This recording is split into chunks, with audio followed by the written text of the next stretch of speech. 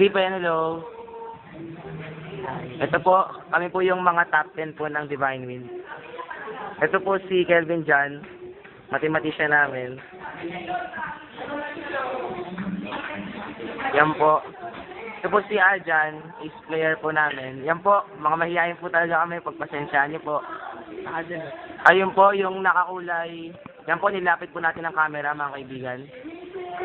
Yung sa pinakaliwa po, si Elisa Villasor. Kaya na kayo dito. Ito po si Paula, yan po. At si Vanessa po. Yan. Si Puti. At si Brown Eyes. Yan. So kami po ang top 10. Yan po ah.